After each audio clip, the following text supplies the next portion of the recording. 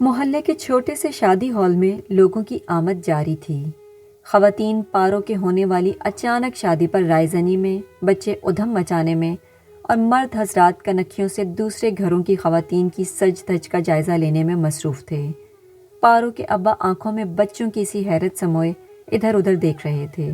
وہ آج بہت دنوں کے بعد گھر سے باہر لوگوں کے درمیان موجود تھے۔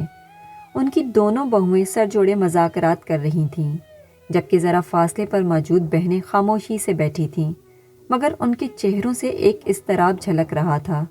اچانک دلہن کی آمد کا شور اٹھا تو سارا مجمع اس کی طرف متوجہ ہو گیا۔ بچے یوں اس طرف لپکے جیسے کوئی عجوبہ دیکھ لیا ہو۔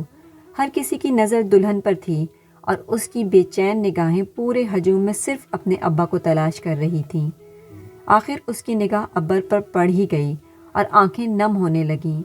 ابا ہجوم میں بھی تنہا دکھائی دے رہے تھے اور دونوں بھائی نہ جانے کہاں تھے۔ بہت پیاری لگ رہی ہے میری چٹکی، رقیہ آپا نے اس کے قریب بیٹھے ہوئے سرگوشی کی۔ آپا، ابا نے میرا نہیں پوچھا؟ پارو نے بے چینی سے دریافت کیا۔ ارے بھائی، سامنے ہی تو بیٹھی ہو، پھر کیوں پوچھیں گے بھلا؟ آپا نے یوں ہی اسے چھیڑا۔ بتائیں نا آپا۔ وہ روحان سی ہو گئی۔ پگلی نہ ہو تو پوچھا ہے 2-3 بار، میں نے کہا آج محلے میں تقریب ہے، دیر سے آئے گی، تو چپ ہو گئے۔ آپا، یہ تو ظلم ہے۔ جب میں رخصت ہو جاؤں گی اور وہ گھر جا کر مجھے تلاش کریں گے تب کیا ہوگا؟ انہیں روز میں سلاتی ہوں، بچوں کی طرح کئی کہانیاں سنانی پڑتی ہیں جب کہیں جا کر سوتے ہیں، پارو نے دلگیر لہجے میں کہا۔ آج تو ہم سب ہوں گے نا گھر پر، بہلا لیں گے، اور جب آپ سب اپنے گھروں کو لوٹ جائیں گے تب سب ٹھیک ہو جائے گا انشاءاللہ۔ آپا نے اس کا دوپٹہ درست کرتے ہوئے مسکرانے کی کوشش کی۔ اماں کی وفات کے بعد ابا بالکل بچوں جیسے ہو گئے تھے۔ ان کی یادداشت بھی تقریباً چلی گئی تھی۔ بڑی بہنیں شادی شدہ اور دوسرے شہروں میں مقیم تھیں، جبکہ بھائی ابا کے ذمہ داری اٹھانے سے گریزاں تھے۔ سو لے دے کے ان کی ساری ذمہ داری پارو پر آ گئی، حالانکہ اس وقت پارو محض 17 برس کی تھی۔ اب تو بس ابا کو پارو ہی یاد رہتی تھی۔ بڑی بیٹیاں اور بیٹے کبھی ملنے بھی آتے تو وہ بس خالی آنکھوں سے انہیں تکتے رہتے۔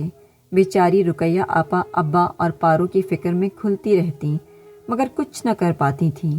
وقت گزرتا گیا اور پارو کی شادی کی عمر گزرتی جا رہی تھی، مگر وہ ابا کی وجہ سے شادی کرنے پر رضامند نہ ہوتی تھی۔ بالآخر رقیہ آپا نے بڑی مشکل سے اسے شادی کے لیے راضی کیا کہ ایک تو رشتہ بہت اچھا تھا، دوسرا وہ اب 30 سے اوپر کی ہو چلی تھی۔ رقیہ آپا بھائی بھابھیوں کے تیور دیکھ رہی تھیں۔ انہوں نے ایک بار بھی ابا کو اپنے ساتھ رکھنے کا اندیہ ظاہر نہیں کیا تھا۔ ان کا ارادہ پارو کی رخصتی کے بعد آرام سے بیٹھ کر بات کرنے کا تھا۔ دوسری جانب پارو کی پریشانی بھی بیجا نہ تھی کہ ابا کام کے لیے اسی پر انحصار کرتے تھے، ان کے لبوں پر بس اسی کا نام رہتا۔ بھائیوں کی بے حسی عروج پر تھی، بس کبھی کبھار مہمانوں کی طرح آمد ہوتی، چند ہزار ہتھیلی پر رکھ یہ جا وہ جا۔ دلہن کے اسٹیج پر آنے کا شور ہوا تو ابا بے چینی سے ادھر ادھر دیکھنے لگے۔ کچھ دیر کے بعد انہوں نے پارو پارو پکارا تو چھوٹی آپا سبیہا ان کے پاس چلی گئیں۔ گھر چلو، مجھے پارو کے پاس جانا ہے، وہ بڑبڑائے۔ ابا، شادی کی تقریب ختم ہو جائے تو چلتے ہیں، سبیہا بولی۔ کس کی شادی ہے؟ ابا نے پوچھا۔ وہ محلے کی بچی آمنہ ہے نا، اس کی۔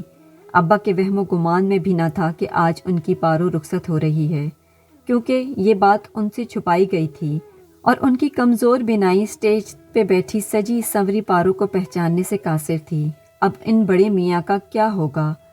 پارو بیگم تو چلی سسرال، اور 5 مرلے کے چھوٹے سے گھر میں تو رکھنے سے رہی۔ بڑی بھابھی دیورانی سے مخاطب تھیں۔ اللہ جانے، جو ہو سو ہو، میری بلا سے۔ میں نے تو پہلے ہی ظفر سے کہہ دیا ہے، مجھ سے کوئی امید نہ رکھیے گا۔ چھوٹی بھابھی میاں کا نام لیتے ہوئے تنک کر بولی۔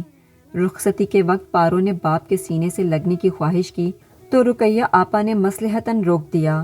وہ تڑپ کے رہ گئی، مگر آپا نے سمجھا بجھا کر گاڑی میں بٹھا دیا۔ چاروں بہن بھائی اور بھابھیاں واپس ہال میں آئے تو ابا اکیلے بیٹھے سو چکے تھے۔ رقیہ آپا نے آگے بڑھ کر جگانے کے لیے ان کا کندھا ہلایا تو وہ دوسری جانب لڑک گئے۔ ابا ابا، اٹھیے، گھر چلیں۔ آپا کسی انہونی کے احساس سے بے چین ہو کر چلائیں، مگر وہ کیسے جواب دیتے؟ کہ وہ تو اپنی پاروں کے ساتھ ہی رخصت ہو چکے تھے۔